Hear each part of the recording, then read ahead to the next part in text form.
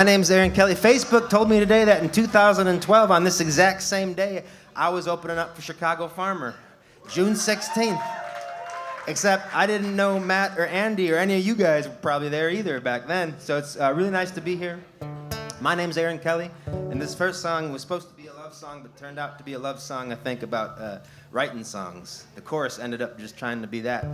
It's called It's Not an Issue. Happy in the moment, sad when I get home. Living like a snowflake, falling all alone. Laughing at the sunshine, hiding in the pain. I tried to paint the picture, but it didn't feel the same as finding the words and feeling the reasons. Which of the verbs describe how the season is making me miss you? But it's not an issue. I'll see you when the stars align again.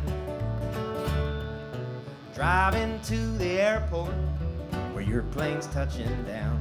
On our second time eye to eye, the first since we figured out what apprehension flew the coop.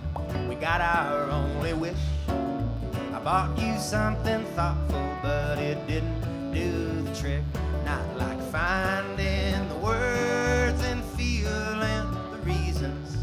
Which of the adjectives capture how the season is making me miss you? But it's not an issue. I'll see you when the stars align again.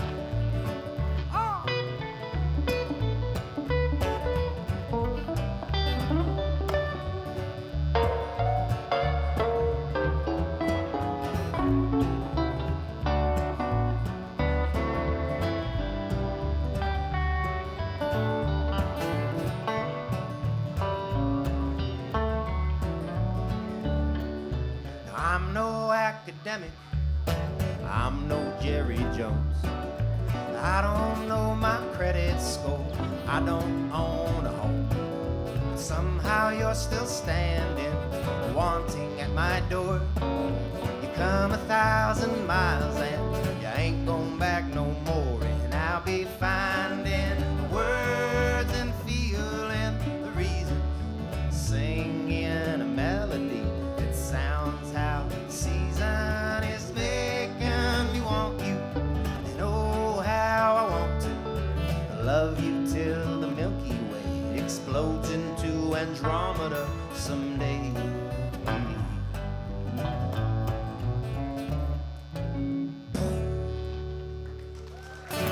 Thanks a lot.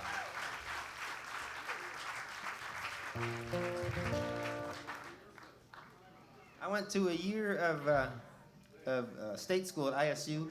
Had a mutual, we had a mutual uncoupling, if you will, after a year. So I moved home and I worked in the Carpenters Union and went to Joliet Junior College for for a year and a half, and then transferred to Columbia, where I got out of there with a degree in art, entertainment, and media management, a whole bunch of student loan debt, and a little bit smarter. And I got this song. This is like a $76,000 song, it turns out. It's called I Guess I'm Not in College Anymore. Thank you, Tequila.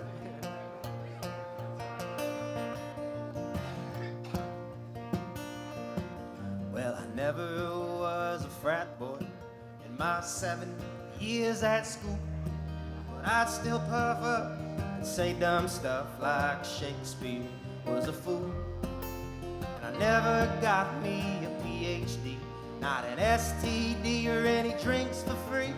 But I could find my way straight to the floor. Well, it was $6.99 for 30 beers, but all you really needed was 10 to steal a bike or go and get in a fight with some dude who's gonna make you regret it. Yeah, but I don't regret a lick of it. I learned a little, but I lived a lot. Well, if I could change just one thing, I would have sold a little pot. So kids who drop out of school, be as wild as you can.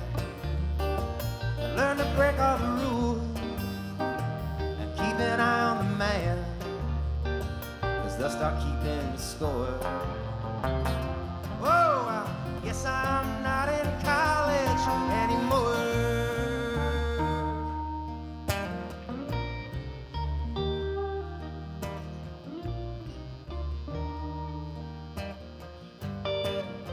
Well, academically I was challenged, but I was finally out on my own. I had a brand new crown, I was so determined and bound to fill my lonely way back home. I got CDs, F's, yes, AB's, no. My first year lasted 2. I was put on probation for procrastination of having anything to do. I was the first one on my daddy's side to make it all the way to the end. Well, that just means I put the money down that I didn't really have to spend. I know a 9 to 5 that can keep you alive, but it feels like a dead man's crawl. I can't believe the frequency these student loan collectors call. So kids, you make it through school, be as wild as you can, learn to break all the rules, keep an eye on the man, 'cause they'll start keeping score. Whoa, I guess I'm not in college anymore.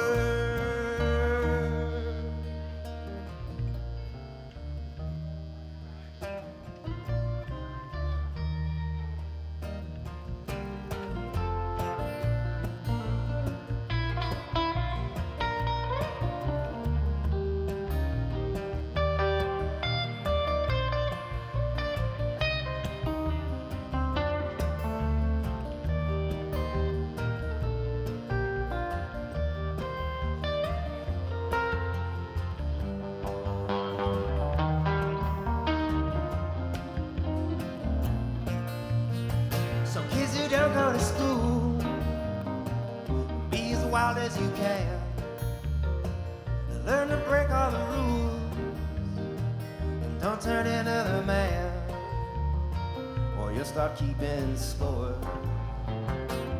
Oh, I guess I'm not in college anymore.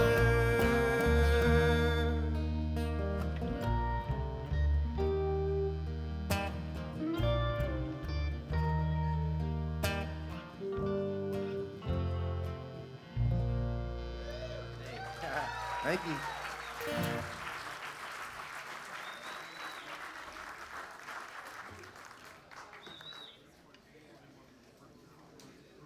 In 2020, when that all happened, I found myself being really defensive of the post office, the USPS, because it seemed like they were taking shots from all angles, and I'd always kind of romanticized the institution growing up. I knew the name of my postal carrier, Mr. Kinley, and always had a lot of respect for it. And so I wrote this song about it. It was kind of a love song, or a song in defense of something, I guess, of anything.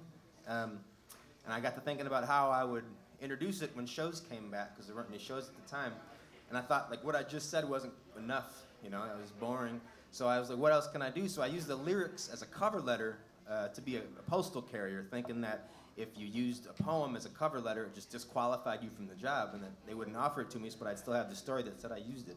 But that wasn't the way it worked during pandemic, at least, and they offered me a job, and it felt un-American to turn down a job carrying mail, so I did it for 14 months. For 14 months of research and development, I was on Rural Route number 8 in Aurora, Illinois. It was amazing. I got offered, my first week on the job, this car blocked me in and offered me a position in their drug syndicate. And my position would have been telling them when people's new books of checks came. Like if I delivered a book of checks to somebody, if I told them that, there was something in it for me. And I had to file a police report. I got rear-ended by another trainee. It was just a whole to-do. But it was really, really fun, and I really enjoyed it. But this is the song that got me hired. And then eventually gigs came back, and I couldn't go straight from a route to gigs anymore, so I had to resign. But this is the song that got me the gig. It's called The Talkin' USPS Blues.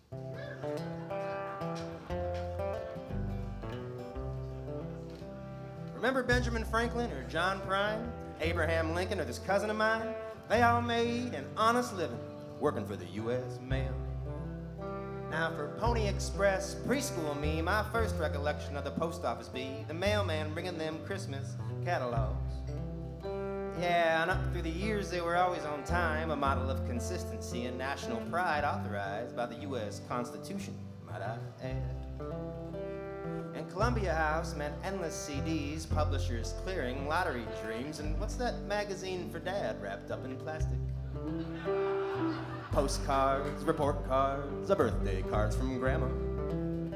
I say, oh yeah, get it done if you want to send something to someone you love. Way over yonder just to stay in touch, you can do it through the U.S. mail.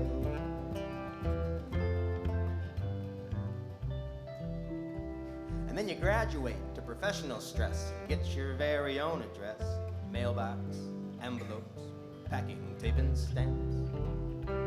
And it starts to feel a little more like home when you see that familiar uniform walking up the drive with all your stuff. And through rain, snow, cold and heat, and the gloom of night and tired feet, always with a smile they deliver. Yeah, but more than sentimental, it's a functional necessity, bedrock for a country claiming such legitimacy. It's a messenger of sympathy, a promoter of peace and goodwill among men and nations. Talk Deutsch now, wee. If you want to send something overseas, a pen pal letter or a wheel of cheese, you can do it through the U.S. mail. Wisconsin cheddar. And then in 2006, what the president did is sign into law this act that exists solely for the deliberate sabotage of a perfectly good public institution. It's called the Post Office Accountability Act. It's an arbitrary mandate revenue tax that says they gotta pay like way in advance, 50 years worth of health and benefit plans. So now their P&L's red and they can't invest and they're way in debt into the public eye. Well, it's a pretty good mess and ripe for the picking of the private sector scavengers. And then 2020 hit and tried to break its back, but the postal worker said, you can forget all that. We got a job to do, so get out of the way and we'll show you what makes America great. We say, good try, no, and you gotta stay home, but you still wanna vote. Maybe even save the world as we know it. You can do it through the U.S. mail. We did it through the U.S. mail. Long live the U.S. mail and all the postal workers too. You're hired. Thank you.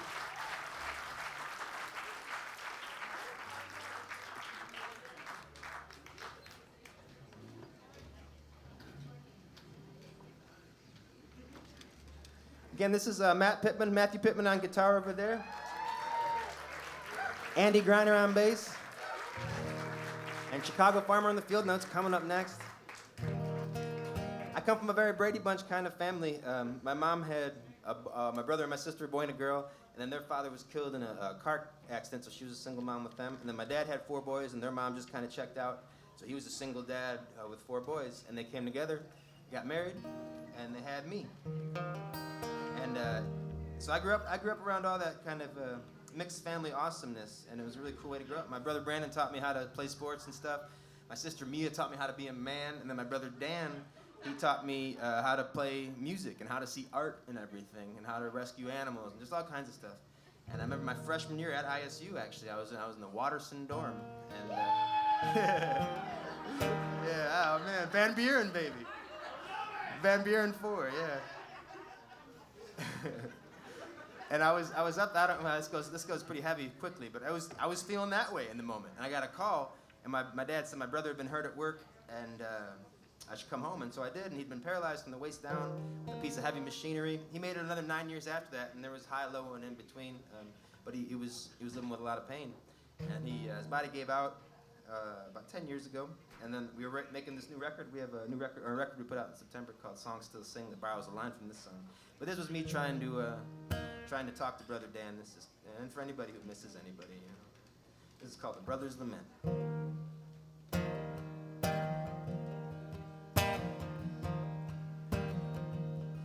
Well, lately I've been trying to talk to you.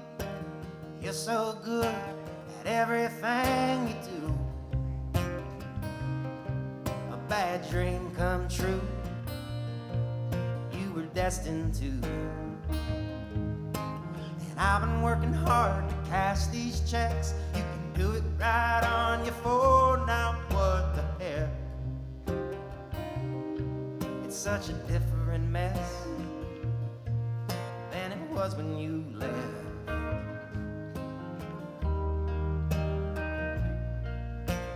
Road still drive me home, songs still sing sweet, but it would have been better if you were here for everything. I can still hear you looking for a melody, and I remember learning all night long early morning versions of heavy metal songs.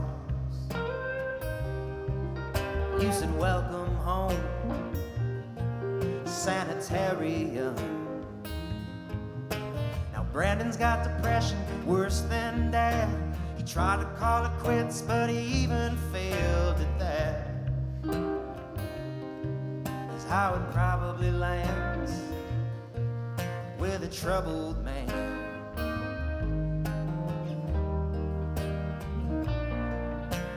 Road still drive me home, songs still sing sweet,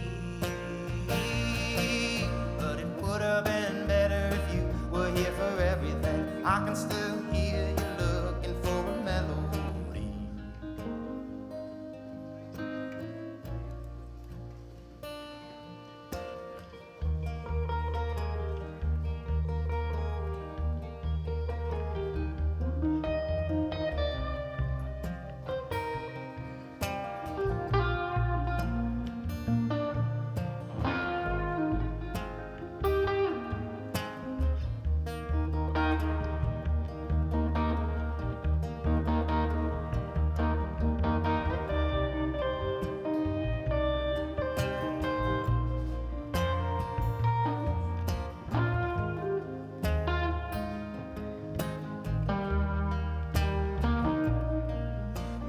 Railroad line that starts where I live. It runs 30 feet north of your grave in Sheridan. One day I'll hop right in and see where it ends. Past the river and the prison and the memories, through Ottawa and all the way to Galilee, where our family tree grow wild and free.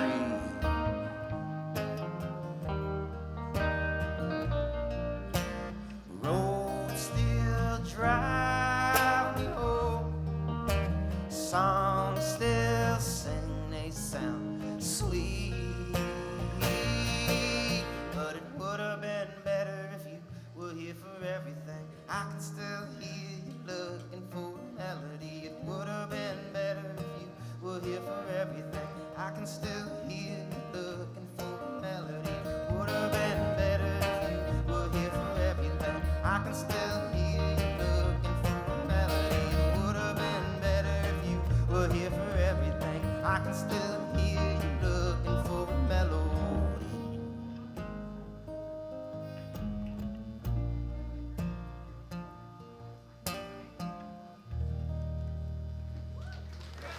Thank you.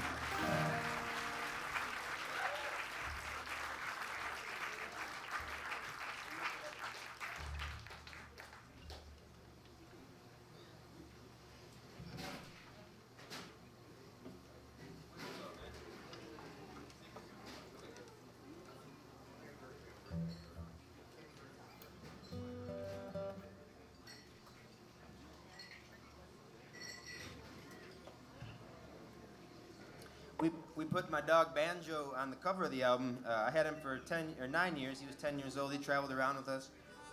He used to sing along, but he'd only sing along if we were in the key of B flat. I don't know if it's because his name started with B or if it was something more sonically motivated. But I remember I went over to my buddy Mike's house one time, and Mike had 2 dogs. Still has them, Roscoe and Petty. And I came home, and Banjo was just sniffing my jeans, and I decided to let him sniff as long as he wanted to sniff, just to see how long that would be. I had pegged the over-under at like 2 minutes, I think. Ended up being like 3.5, though, when he lost interest. Okay, good run, but I got to thinking about what kind of info he was downloading in those sniffs, you know? What kind of data he was getting that I could never even comprehend. What kind of food they ate, when they snacked, how Mike treats them, celebrity dog crushes, all kinds of shit. I was brainstorming. And Mike also sells me weed, so I was stoned at this point, just thinking about stuff. And that's how this song came to be. It's got nothing about dogs, but that was the inspiration for it. It's called Secret Science, and it's not in B flat either. Eat your heart out, banjo.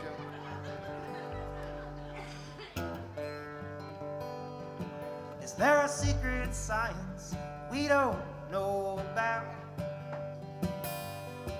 Is there a secret science we don't know about? A systematic study of a giant falling down. And there's a sickness spreading, it's getting everyone I know. And there's a sickness spreading, it's getting everyone I know. You get louder and prouder, the less and less you know.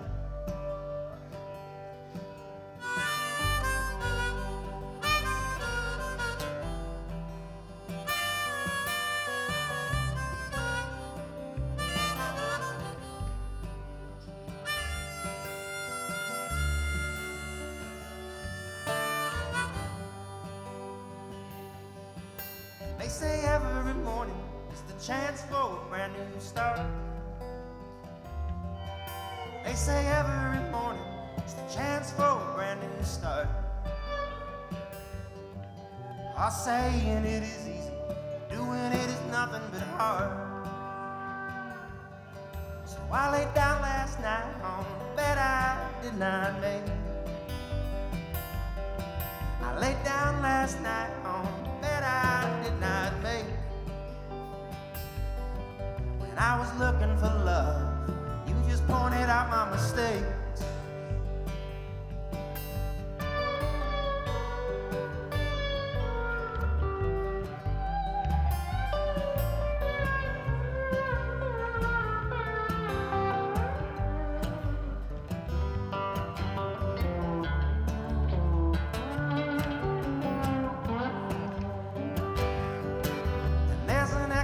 Chamber in an insulated empty room.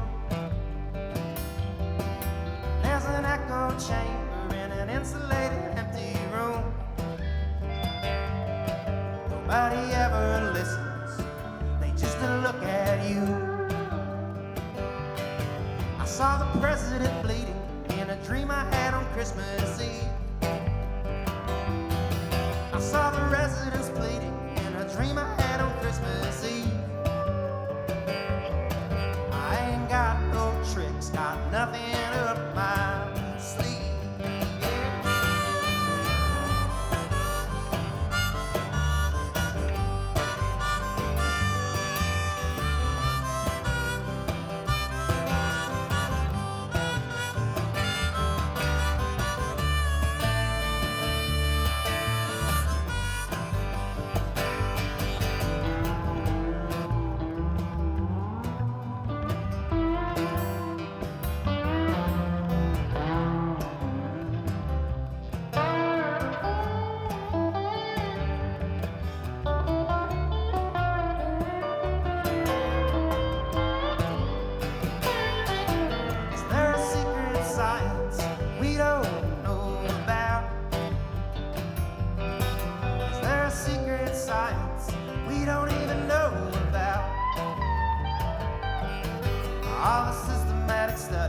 Giant falling down.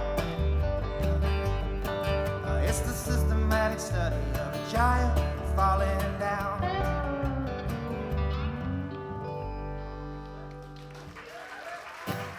Thank you.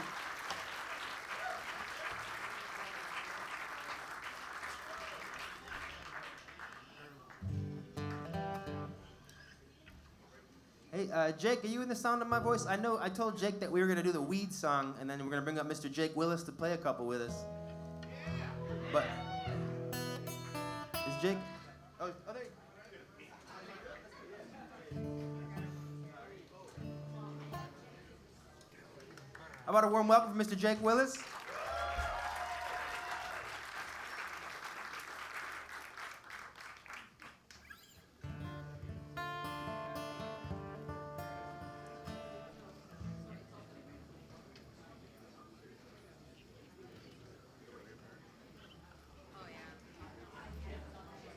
I was having breakfast with my friend Lindsay.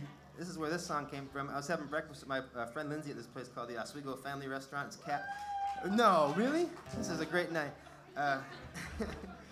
It's cash only if you ever go there. And if you don't have cash, they'll send you to the dark, dimly lit pub on the corner. The Oswego, I just call it the Stumble Inn. I don't know what it's actually called.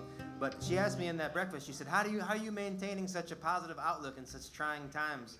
And I didn't even think I was doing that at all. And so I just took the question in itself as a compliment, and I gave her a short form answer, and then I went home and thought about it some more and wrote this song as a longer form answer. This is, the chorus just says, a rude awake. If you find yourself compelled to sing, it sings beautiful when all of us do it. That's all it says is a rude awake. It goes like that. I'm not tired yet, I'm still spry.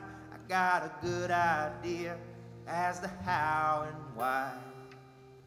I've never been married, I got no kids.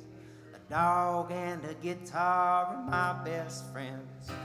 Many years have come and gone, the road doesn't end, so I just stay on. When the winds of change blow strong and true, I get to follow in the feeling to whatever it do. A rude way. A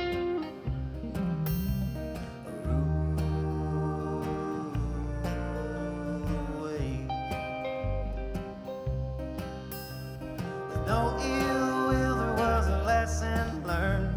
A bridge is fit for crossing if the bridge isn't burned. Red-eyed strangers to a nervous bliss. I heard a pop song say that you can tell from a kiss. And so we fell into a foreign place. Didn't know where we were going, it's a rookie mistake. On the other hand, it feels good to run with someone for a little bit, move on when it's done.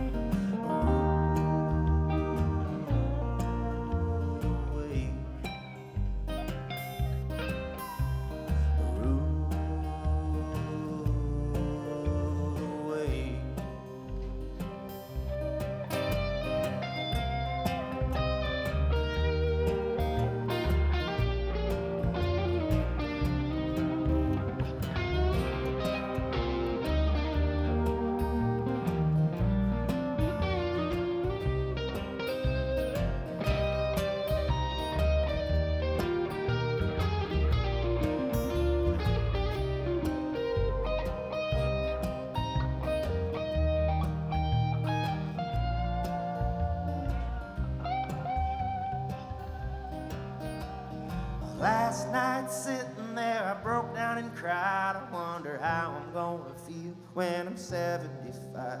If I never got married, no grandkids, and no one there to tell me that I'm loved and I'm missed. So may the mission be to let the light come in. It's as easy as you let it be again and again. On a wing and a prayer into the great unknown, I see you on the other side, free from flesh and bone.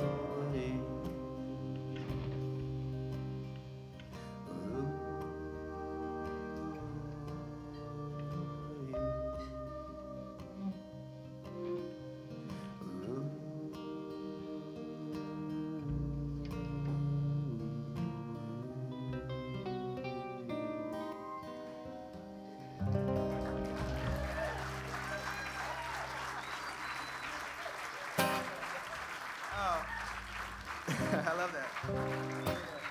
Thank Thanks, Jake.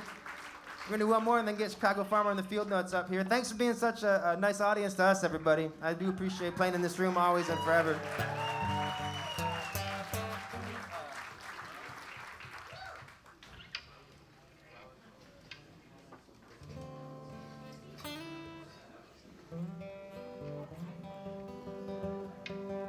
We're trying to decide between that weed song and a different... Let's do the weed song.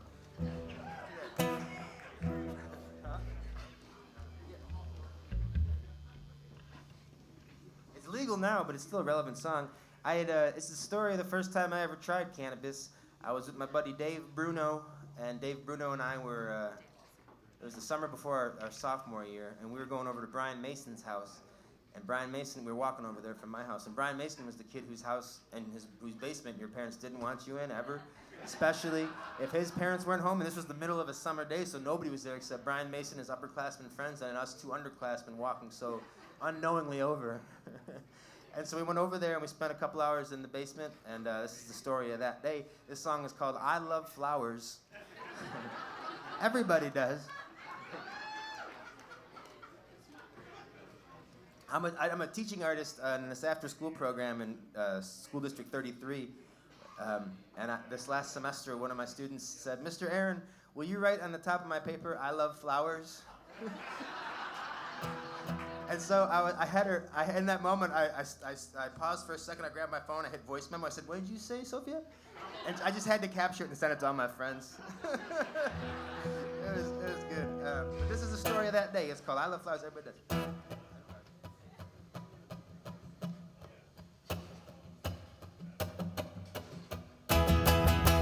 I got high for the very first time at 15 with my friends and ate some kind of a vegetable standing loose at 2 cents. Well, the joint was the size of a cucumber with an ounce of weed or more. We lit up at 5 to noon and the damn thing burned till 4. I didn't think I even felt that much till I stood up off the couch. Floated up them basement stairs into the heat of a dragon's mouth. And then we fell back into my mama's house, weary-eyed and slow. Oh, and that's where I was chowing down when my dear old mama come home. Yeah, you never seen two stoners run so fast through the back door, quick on our feet. We was huffing and puffing like we stole something, being anything but discreet. Ah, but we survived and high-fived. I bought a zebra cake up the way and walked around till we came down. It was nothing but an innocent day. So lay off the grass, man, lay off the weed. It's not a class one, it's a flower from a seed. And I love flowers, everybody does. I think of dirty pharmaceuticals when I think of drugs. I think about it.